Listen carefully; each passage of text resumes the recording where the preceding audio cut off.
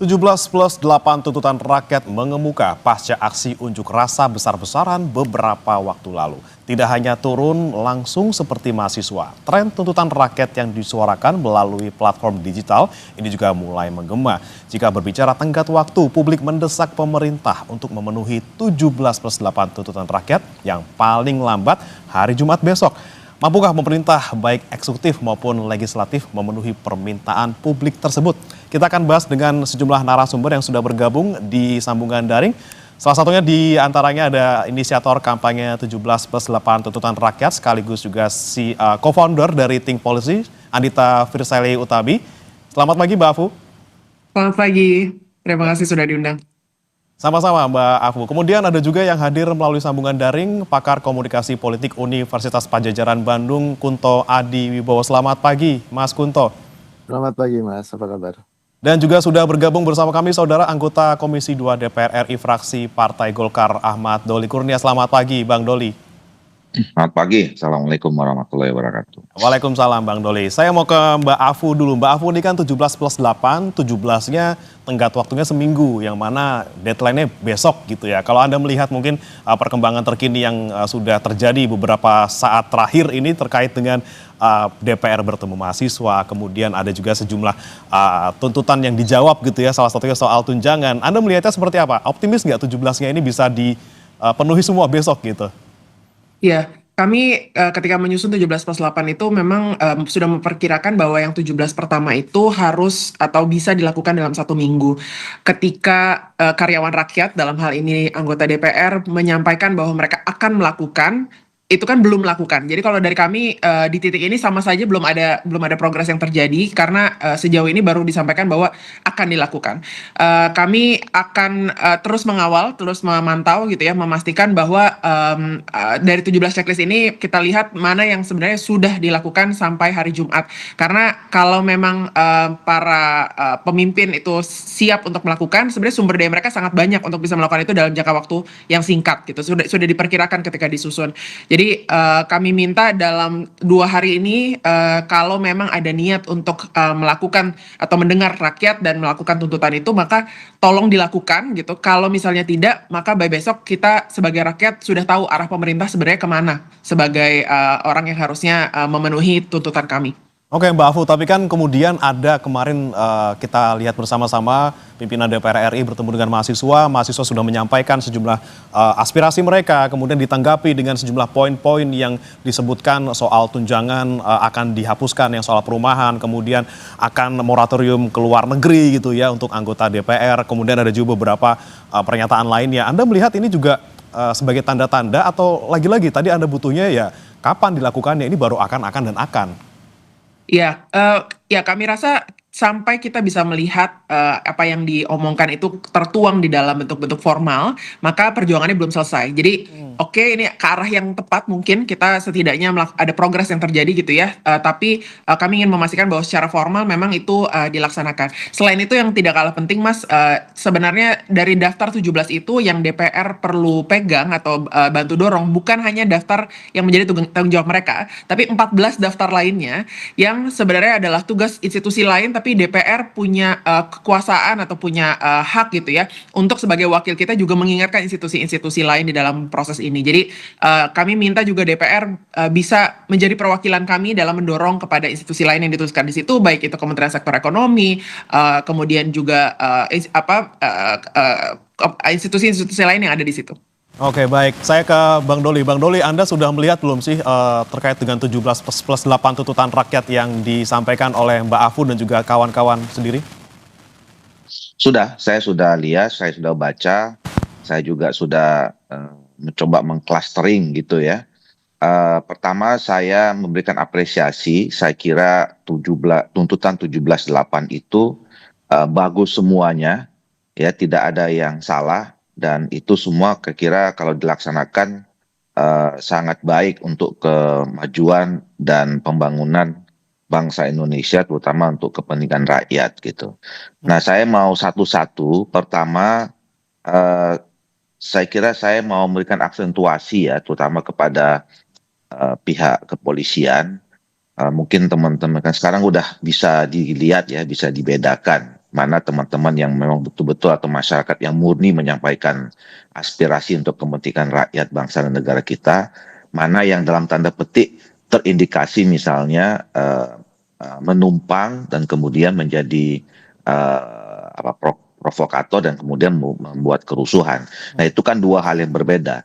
Satu, saya kira yang soal menunggang dan menunggang ini saya kira harus diusut tuntas, dan kalau memang ada korban kemarin itu juga memang harus diungkap apa sebenarnya kejadiannya. Saya kira teman-teman di Komisi 3 itu sudah mulai mengagendakan, setahu saya hari ini ya, sudah mulai membicarakan dengan mitranya untuk bicara tentang soal itu. Selain bicara tentang juga soal rencana kerja dan keuangan 2026. Ini semua DPR sebetulnya dalam seminggu kemarin ini sudah mulai bicara tentang itu.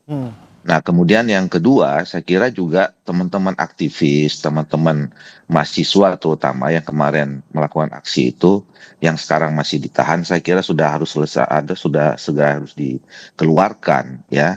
Karena toh mereka menyampaikan aspirasinya itu memang murni gitu ya. Jadi saya kira tidak ada alasan sebetulnya kalau kita tetap menahan mereka lama-lama. Nah, yang berkaitan dengan fungsi kami, ya pertama soal DPR. Kemarin tadi sudah direkam juga di pernyataan dari Pak Dasko bahwa satu soal tunjangan yang tadinya misalnya tunjangan perumahan ya, yang tadinya berakhir bulan Oktober sudah diputuskan 31 Agustus. Mereka kemarin terakhir dan tidak ada lagi. Artinya September ini sudah tidak ada lagi soal tunjangan perumahan. Dan kemudian sekarang sedang dievaluasi, ya, sedang dievaluasi. Hari ini juga pimpinan DPR akan mengundang semua pimpinan fraksi membicarakan tentang soal evaluasi masalah tunjangan dan soal fasilitas dan lain-lainnya. Yang tadi disampaikan tujuannya adalah untuk efisiensi. Kalau kunjungan ke luar negeri sudah dibekukan sama sekali, tidak ada lagi. Bahkan kunjungan kerja di daerah tadi disampaikan boleh, tapi dengan catatan diefisiensikan, ya, diefektifkan gitu. Nah, soal kemudian yang lain, kerja-kerja yang lain kan tadi sudah disampaikan. Pembicaraan hari ini dengan pimpinan fraksi dan pimpinan DPR itu juga melakukan upaya mulai mereformasi ya terhadap kerja-kerja menyeluruh yang langsung dipimpin oleh Ibu Ketua DPR. Soal MKD sudah juga berproses karena kemarin sudah ada yang menyampaikan pengaduan terhadap teman-teman yang dianggap ya terindikasi katakanlah pelanggar etik, kemudian melakukan tindakan-tindakan yang tidak berkenan masyarakat, itu juga sudah mulai berproses. Tapi saya paham bahwa bagi kami memang pekerjaan itu dari segi waktu mungkin ada kendala ya. Tapi dengan komitmen kami semua, apalagi dari pimpinan sudah berkali-kali mengatakan ya kita akan berjuang, bekerja keras untuk segera memenuhi tuntutan-tuntutan itu apa yang kami bisa. Ya mudah-mudahan tanggal 5 besok setidaknya 17 itu sebagian besar sudah kita tunjukkan ya apa yang menjadi komitmen terhadap tuntutan itu. Oke, sudah ada langkah dan juga dari DPR gitu ya untuk memenuhi paling tidak sebagian besar dari 17 tuntutan itu. Baik, saya ke Mas Kunto dulu. Mas Kunto, Anda melihatnya perkembangan terkini nih soal kemudian aksi-aksi yang ramai dalam seminggu terakhir, kemudian respons dari pemerintah maupun respons dari DPR sendiri menanggapi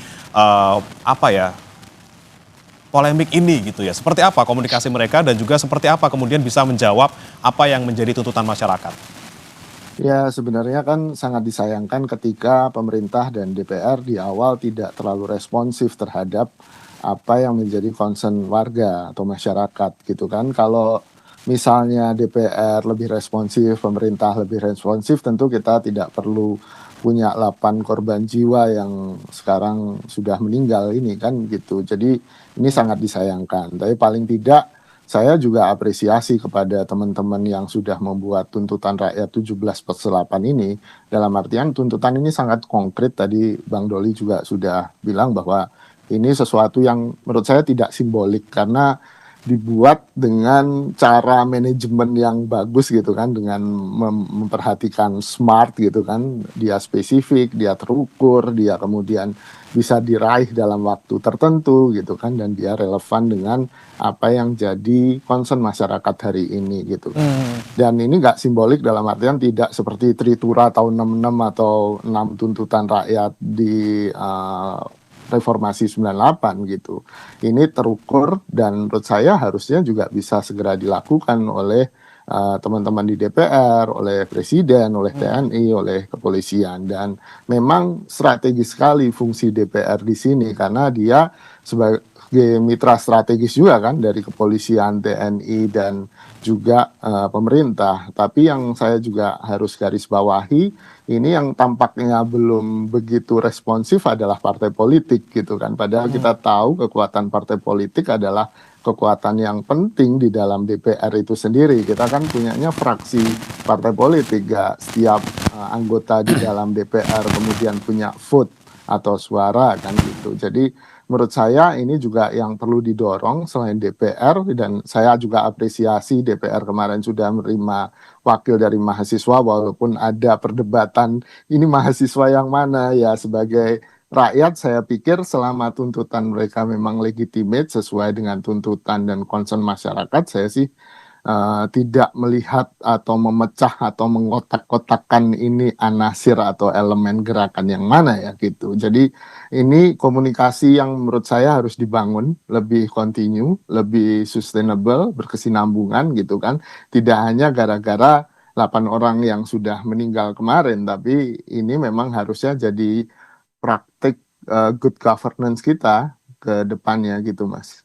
Oke, baik. Ini yang tadi disoroti oleh Mas Kunto adalah bagaimana kemudian partai politiknya nih responsnya kayaknya kurang responsif gitu ya. Kalau saya mau balik lagi ke Bang Doli dulu. Bang Doli, ini seperti apa Anda menanggapinya? Partai politik kurang responsif walaupun sudah kemarin menonaktifkan ada 5 total ya anggota DPR dari sejumlah partai gitu ya. Belum istilahnya orang-orang sekarang mengkritisinya ini kan nonaktif nih, belum diberhentikan tunjangannya walaupun sudah kemarin akhirnya dihentikan dan juga gaji, tapi gimana nih langkah selanjutnya untuk anggota-anggota nonaktif ini? Apakah misalnya dari Partai Golkar nih untuk Pak Adis Kadir sendiri, apakah nanti akan mengajukan ataupun mengusulkan PAW ke KPU? Iya, pertama saya kira kami juga sedang berupaya ya. Tadi malam kami rapat di DPP Partai Golkar. Ya saya bicara tentang Golkar saja lah ya. Saya tidak berani mengatasnamakan partai politik lain gitu. Kami rapat lama sekali, hampir 4 jam gitu ya, membicarakan tentang perkembangan situasi dan apa yang bisa kami lakukan setidaknya dalam waktu dekat ini. Nah, pertama kalau soal tadi posisi Pak Adis Kadir, ya kami waktu itu juga sepakat juga bersama dengan partai-partai politik lain dan juga pembicaraannya bersama Pak Presiden. Langkah pertama yang memang mungkin dilakukan dalam mekanisme undang-undang dan tata tertib DPR sekarang itu adalah menonaktifkan. Nah, sekarang semuanya sedang berproses, baik di DPR maupun di partai politik. Ya, di DPR teman-teman MKD juga sedang melakukan kerjanya terhadap laporan yang disampaikan oleh masyarakat. Nah, kami juga menunggu hasil MKD seperti apa. Sambil di internal juga kami berproses. Kami punya institusi ada 2 yang bersangkutan dengan soal etik ya. Pertama adalah Mahkamah Partai, yang kedua Dewan Etik. Nah, 2 institusi ini sekarang sedang bekerja juga secara simultan dengan sambil teman-teman di MKD. Nah, karena begini, ini kan soal pergantian dan segala macam itu juga kita harus mengikuti mekanisme yang ada Undang-Undang MD3 dan peraturan tata tertib ya. Karena memang betul istilah nonaktif itu memang tidak ada. Tapi itulah upaya yang waktu itu paling mungkin dilakukan. Pilihan kemudian adalah pemberhentian sementara atau pemberhentian tetap. Nah, itu juga tadi saya katakan ada mekanismenya. Karena juga harus ada latar belakangnya ya. Kalau soal pemberhentian tetap itu kan hanya ada 2 yang paling simpel. Ya, yang pertama adalah yang bersangkutan mengundurkan diri, atau yang kedua adalah ya dipecat jadi anggota ya, bukan hanya sekedar anggota DPR. Nah, dan itu semua kalau tidak kita ini hati-hati ada berkonsekuensi hukum juga. Nah, ini yang sekarang sedang dipelajari masing-masing partai politik. 1. Nah, yang kedua, tadi malam juga kami menginstruksikan ya agar semua fraksi di seluruh Indonesia itu harus sekarang turun ke bawah, ya melakukan program-program yang konkret ke masyarakat. Ya, bahkan kami mengajukan secara spesifik ya program DPR baik pusat, provinsi, kabupaten, kota melakukan program-program seperti pasar murah, terus kemudian melakukan program sosial, yang semuanya itu mengantisipasi bagaimana supaya masyarakat kita itu situasi ekonomi dan sosialnya segala macam harus bisa kita respon dengan cepat. Yang mana memang Itu ini harusnya pengertian. dilakukan sebelumnya juga harus dilakukan ya Bang Doli ya. Tapi ya, kita tangkap tadi terkait dengan Pak Adis Kadir untuk status di Golkar sendiri maupun di DPR masih dalam proses. Saya mau ke Mbak Afu. Mbak Afu, Anda melihat ini kan salah satu poinnya tadi ada soal anggota DPR yang kemudian ada masalah di situ. Bagaimana kemudian ditindak tegas. Tapi kan kita butuh waktu gitu, kata Bang Doli tadi. Kita butuh waktu untuk proses di MKD maupun di internal. Tidak bisa langsung ujuk-ujuk dipecat ataupun diberhentikan. Harus hati-hati. Anda melihatnya deadline besok tanggal 5 ini, apakah bisa dipenuhi atau kalau misalnya tidak bisa dipenuhi, kemudian apa yang akan dilakukan oleh teman-teman di tim polisi maupun di teman-teman lain? Baik, ketika kami keluarkan tuntutan itu adalah hari Minggu ya. Jadi hari Minggu malam kami keluarkan ada 5 hari kerja penuh untuk para aktor-aktor yang terlibat bisa merespon atau setidaknya memulai merespon terhadap tuntutan-tuntutan yang ditaruh di situ. Dalam konteks permintaan terhadap partai politik maupun DPR gitu sebagai institusi pimpinan DPR, maka beberapa hal di situ sudah bisa dimulai dari hari Senin, Selasa, Rabu gitu. Kita sekarang sudah sampai di hari ini, berarti sejauh ini tidak dimulai prosesnya gitu ya, bahwa diresponnya juga cukup terlambat.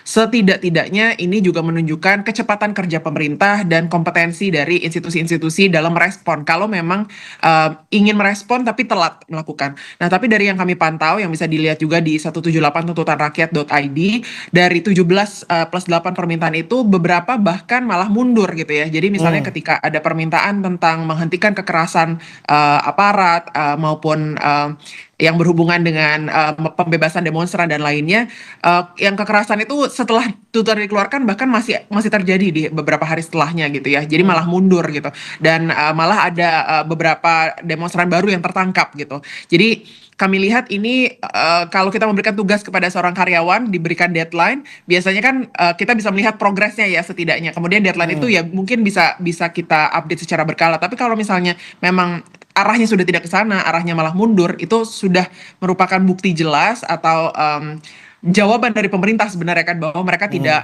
menafikan atau tidak merespon kepada tuntutan rakyat. Oke, ada respons tapi dibilangnya ada yang mundur bahkan beberapa poin, kemudian ini telat gitu responnya dari deadline. Bang Doli, boleh ditanggapi Bang Doli? Ya, saya kira memang kembali kepada rakyat, kepada masyarakat ya, yang bisa menilai itu.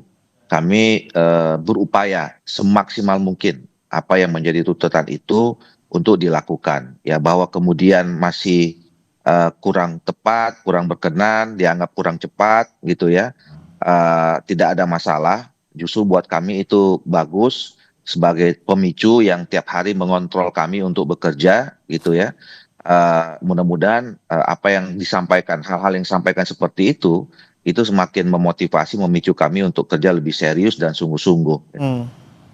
Oke, baik-baik. Saya ke Mas Kunto lagi. Mas Kunto, Anda melihat apakah betul memang apa yang kemudian menjadi respons dari pemerintah, baik eksekutif maupun legislatif dalam beberapa waktu terakhir ini sebenarnya bisa dimulai lebih awal gitu. Jangan sampai kemudian akhirnya timbul kericuhan, kemudian ada korban jiwa juga di sana.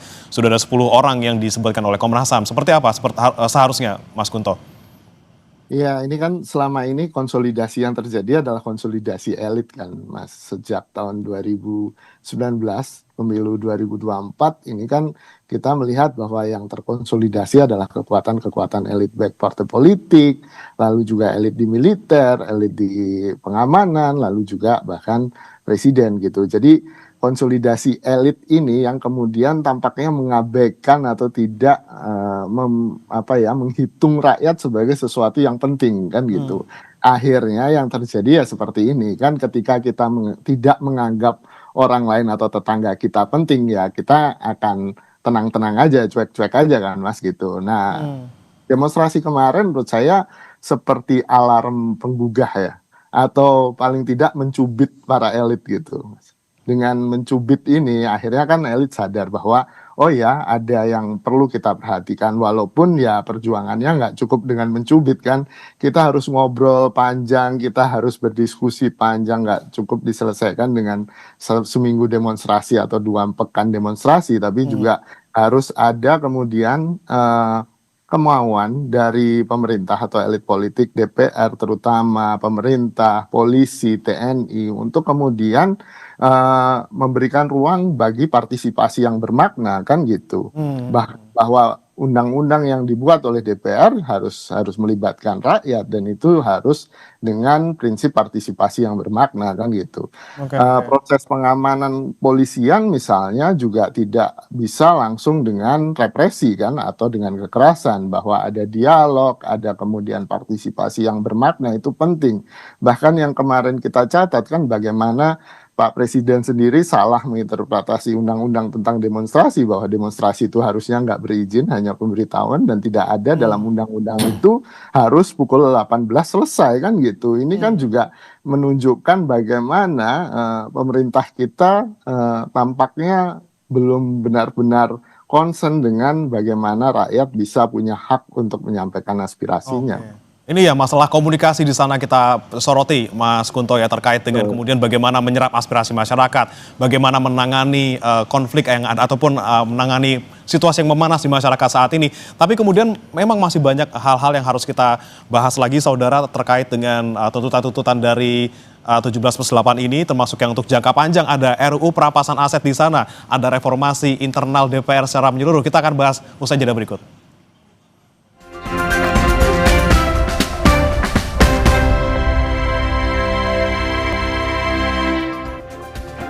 Kembali bersama kami di Sapa Indonesia Pagi, saudara, dan masih sejumlah narasumber bergabung bersama kami. Ada Mbak Afu dari Think Policy yang juga salah satu inisiator dari 17+8 tuntutan rakyat, kemudian Bang Ahmad Doli Kurnia, anggota DPR RI Komisi 2 dari Golkar, dan juga ada Mas Kunto Adi Wibowo, pakar komunikasi politik dari Unpad. Saya mau ke Mbak Afu lagi. Mbak Afu, ini kan 17+8. Ada 8 yang kemudian masuk ke dalam target jangka panjang gitu ya. 1 tahun waktunya untuk dipenuhi. Ada salah satu poin di mana menyebutkan RUU perampasan aset yang mungkin saat ini juga menjadi suara dari rakyat juga untuk segera disahkan. Anda melihatnya seperti apa seharusnya yang dilakukan? Mbak Afu, untuk suaranya masih di-mute. Betul.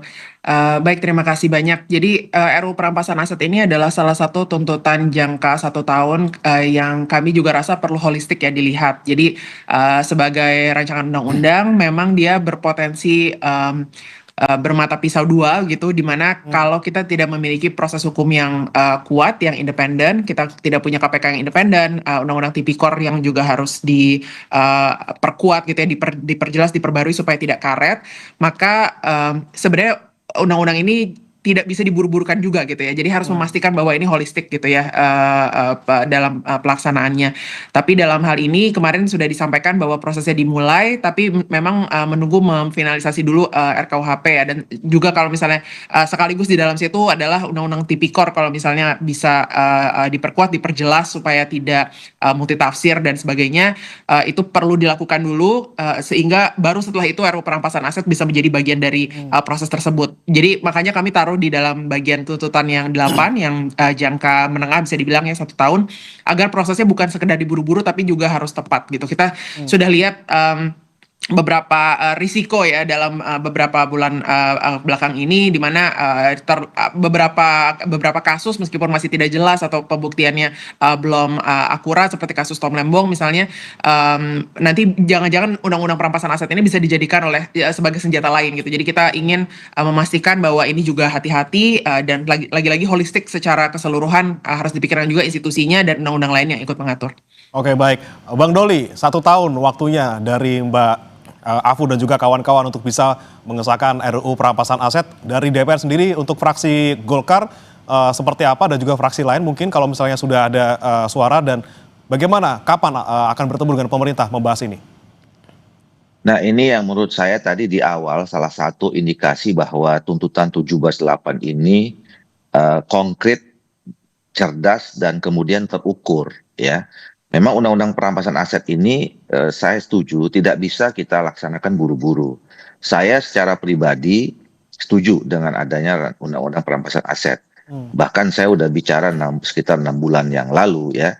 Dan saya juga kemudian mengusulkan apakah perlu kita menggunakan nama perampasan gitu ya. Padahal kemudian di CNSI-nya di PBB itu kan namanya aset recovery gitu loh. Nah, bahkan kemarin ditegakkan lagi oleh pemerintah pada tanggal 1 Mei ya di dalam acara May Day itu Pak Prabowo menegaskan 3 hal ya. Satu soal upah yang dinaikkan, kedua menghapuskan outsourcing, yang ketiga adalah undang-undang perampasan aset. Nah, dan kami sudah membicarakan itu sebetulnya. Makanya betul bahwa kita menginginkan adanya sebuah undang-undang yang memang menyelesaikan masalah ya. Dan tepat guna, tepat sasaran gitu. Tidak kemudian nanti bisa dipergunakan atau menjadi alat yang tidak menjadi tujuan atau kontraproduktif terhadap pemberantasan korupsi. Judul besarnya kan adalah kita semua ingin ada regulasi, peraturan, dan komitmen ya, serta political action untuk pemberantasan korupsi. Nah, salah satunya itu adalah dengan adanya kalau kita memiliki undang-undang yang kita sebut sementara ini rancangan undang-undang perampasan aset. Nah, jadi semangat yang sekarang sedang dikerjakan oleh teman-teman Komisi 3 di pembahasan undang-undang KUHP itu adalah bagaimana nanti ini menjadi basic ya, menjadi basis bagaimana nanti supaya undang-undang perampasan aset itu bisa linear ya dengan penguatan soal undang-undang yang lain, sistem hukum kita yang memang harus juga kompatibel dengan itu, kemudian juga mendorong bagaimana aparat-aparat penegak hukum juga memang memberikan dukungan terhadap pelaksanaan rancangan undang-undang atau undang-undang perampasan aset itu nanti kalau kemudian kita sahkan. Jadi waktu yang 1 tahun itu saya kira memang sangat cukup ya, untuk juga sama disinkronkan dengan undang-undang pemberantasan korupsi yang lain. Dan tentu kami berharap bahwa 1 tahun itu juga supaya kita semua melek ya, terutama rakyat, masyarakat, mengawasi kita gitu. Supaya memang undang-undang itu betul-betul undang-undang yang punya kualifikasi yang baik dalam rangka pemberantasan korupsi gitu. Oke, mungkin dengan momen tuntutan dari 17+8 ini membuka wawasan masyarakat, membuka mata masyarakat untuk bisa mengawasi kinerja DPR dan juga pemerintah. Tapi kalau saya mau ke Mas Kunto, kita melihat gerakan 17+8 ini kemudian muncul karena sudah adanya kegentingan di masyarakat, suasana tidak kondusif di mana-mana gitu ya. Anda melihatnya, apakah sekarang tuh gerakannya sudah mulai masuk ke digital atau memang butuh pemicunya dulu, Mas Kunto? Oke, suasananya udah mulai kacau gitu, baru kemudian ada sesuatu yang disebut sebagai gerakan digital untuk bisa menyatukan rakyat. Anda melihatnya seperti apa kalau dari situasi sekarang ini? Ya, saya mengamati ada hal yang menarik dari aksi demonstrasi di akhir Agustus ini, Bang, bahwa yang pertama berbeda dengan aksi-aksi sebelumnya, misalnya peringatan darurat, Indonesia gelap gitu kan, itu kelihatan aktor-aktor yang kemudian muncul, misalnya elemen-elemen mahasiswa, elemen buruh yang muncul, yang berdemonstrasi kita bisa identifikasi dengan cepat gitu.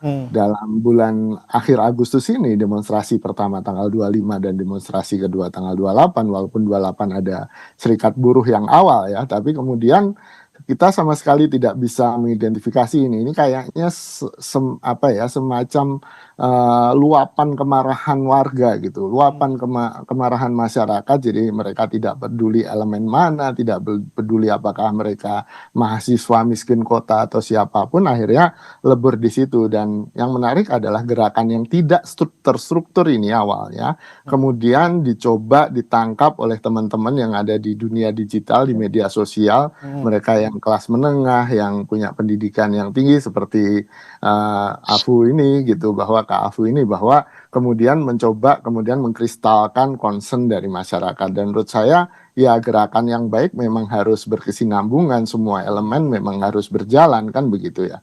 Dalam artian ya saatnya juga DPR, partai politik juga ikut kemudian merangkul apa yang sudah mengkristal di masyarakat ini. Jangan sampai kemudian muncul kemarahan berikutnya kan, kita juga Oke, tidak ingin ada kemarahan-kemarahan yang terus oke. terjadi di republik ini gitu. Oke, jadi kemarin suasana tidak kondusif kemarin ini terjadi karena banyaknya protes masyarakat walaupun sudah muncul dari digital tapi tidak ada yang menyatukan gitu ya. Baru sekarang disatukan oleh Mbak Afu dan juga kawan-kawan. Mbak Afu, saya mau ke Anda lagi soal salah satu poin dari 8 yang dijangka panjang gitu ya, soal reformasi DPR secara menyeluruh. Ini juga kemarin Yes. sempat disinggung oleh Pak Dasko juga. Anda melihatnya seharusnya reformasi seperti apa yang dilakukan?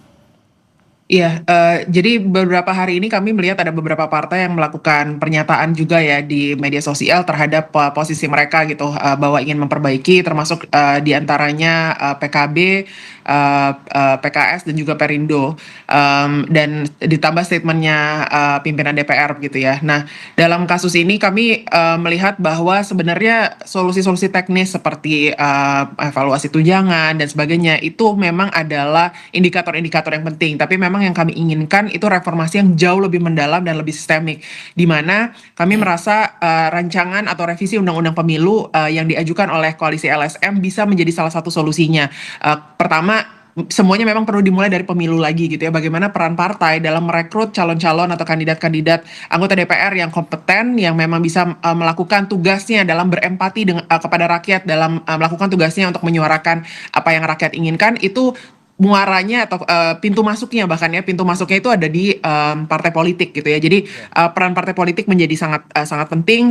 Golkar tentu saja adalah salah satunya di dalamnya gitu ya. Bagaimana kita bisa merekrut yang kompeten, dan sistem pemilu yang campuran itu bisa mungkin membantu sedikit gitu ya untuk mengurangi insentif partai-partai selalu merekrut kandidat berdasarkan popularitas atau berdasarkan punya sumber daya untuk memenangkan pemilu, alih-alih benar-benar berbasis meritokrasi. Jadi masalah tunjangan dan sebagainya itu betul sangat perlu dievaluasi, tapi sama saja kalau misalnya tunjangannya jadi jauh lebih rendah, tapi kita tidak mengubah orang-orang atau anggota DPR seperti apa yang masuk ke dalamnya. Saya kira saya hormat ya kepada Pak Doli di sini gitu, sudah juga menyampaikan dan mungkin mengusahakan dari dalam, tapi secara mayoritas itu sebenarnya seperti apa di DPR sisanya, dan juga kita perlu menggeser kekuasaan yang terlalu tinggi di pimpinan partai politik, Oke. dan harus mengembalikan proses demokratis di dalam masing-masing partai politik juga, agar tidak tersandra oleh elit-elit di dalam masing-masing partai itu sendiri. Oke, oke. Bang Doli, respon Anda Bang Doli, ini reformasi seperti apa sih yang nanti akan dilakukan DPR yang akan dipimpin oleh Mbak Puan sendiri? Seperti apa reformasinya? Apakah memang betul dari akarnya gitu ya, mungkin dari rekrutmen untuk periode selanjutnya? Iya, tentu pertama saya kira memang harus ada perencanaan yang cukup matang pembicaraannya ya. Setidaknya untuk sisa periode ini bagaimana supaya kinerja DPR itu terus meningkat. Ya tentu dari tugas pokok fungsinya ya dalam legislasi bagaimana supaya memang bisa dihasilkan undang-undang yang betul-betul dibutuhkan ya, diperlukan ya, yang selama ini kita tangkap dari masyarakat, dan dengan proses yang terjadi meaningful participation tadi seperti yang disampaikan oleh Pak Kunto ya, sehingga memang undang-undang itu menjadi undang-undang bersama, ada bounded antara pembuat undang-undang dengan masyarakat yang nanti akan juga terlibat dalam implementasinya. Jadi itu yang pertama saya kira nanti harus ditingkatkan. Yang kedua adalah tadi dari fungsi pengawasan, tadi banyak PR ya, dari 17 sampai 8 itu bagaimana ada keterikatan atau interaksi yang intensif dan kemudian produktif ya antara DPR dengan pemerintah. Bagaimana aspirasi masyarakat yang disampaikan oleh masyarakat kepada DPR itu bisa tersampaikan dengan atau dirasakan oleh pemerintah, yang kemudian dijawab dengan kebijakan-kebijakan yang konkret juga pada masyarakat. Tadi sudah ada beberapa itu ya, setidaknya dalam setahun ke depan. Yang ketiga soal anggaran ya, anggaran baik internal maupun juga anggaran pembangunan ya, pendapatan dan belanja negara. Nah, kemarin kami juga dapat masukan setidaknya dalam pembahasan rencana kerja dan anggaran pada sekarang yang sedang dibahas oleh DPR itu mungkin mindsetnya sudah mulai harus berubah ya dengan situasi yang kita lihat sekarang gitu. Jadi asumsinya juga harus lebih detail apa yang terjadi di masyarakat itu dari anggaran. Nah, tadi yang terakhir saya mau sampaikan soal undang-undang. Eh, saya mungkin dari 6 tahun yang lalu ya sebetulnya mendorong revisi undang-undang politik, termasuk undang-undang pemilu dan partai politik. Nah, di periode ini juga kami, karena saya sekarang jadi pimpinan Badan Legislasi, itu juga sudah kami masukkan sebetulnya dalam Protes 2025 ini ya, membicarakan tentang di hulu. Ya, di hulunya itu kan sistem politik yang khususnya pemilu dan partai politik. Dimasuk dalam prioritas prolegnas kita. Nah, kami sedang menunggu sebetulnya dorongan konsensus kesepakatan dari pimpinan partai politik dan kemudian pimpinan DPR untuk memulai pembahasan ini. Dan kami sudah siap, terutama di Golkar, kami sudah punya tim kajian yang menghasilkan draft rancangan undang-undang termasuk alternatif soal sistem campuran tadi itu. Oke, jadi tadi undang-undang yang saat ini pun yang diperlukan, kemudian undang-undang untuk nanti jangka panjang soal politik juga sedang disusun oleh DPR. Kemudian terakhir singkat saja Mas Kunto sebelum kita tutup, apa yang saat ini harus kita lakukan mungkin dari pemerintah baik eksekutif maupun legislatif untuk kemudian membuat suasana kembali kondusif, bagaimana kemudian pemerintah bisa menyerap aspirasi rakyat, jangan sampai ada hal-hal serupa terjadi di kemudian hari. Ya, hambatan yang paling besar untuk melakukan perubahan di Indonesia itu sebenarnya political will, Mas, gitu. Dan menurut saya dengan tuntutan rakyat 17.8 ini kita sedang ngetes political will baik dari DPR, pemerintah, dan terutama ketum-ketum partai nih gitu, untuk kemudian responsif nggak dengan tuntutan rakyat itu. Apakah mereka punya hati untuk kemudian atau kehendak untuk kemudian memang benar-benar melakukan perubahan. Kita coba lihat dalam seminggu ini gitu kan, ya deadline-nya besok, tapi kan kita sudah menangkap beberapa respon positif ya. Ada semacam kehendak yang kesana walaupun secara teknis ya mungkin ada hambatan gitu. Dan ya ini sebenarnya kita sedang ngetes kehendak tadi.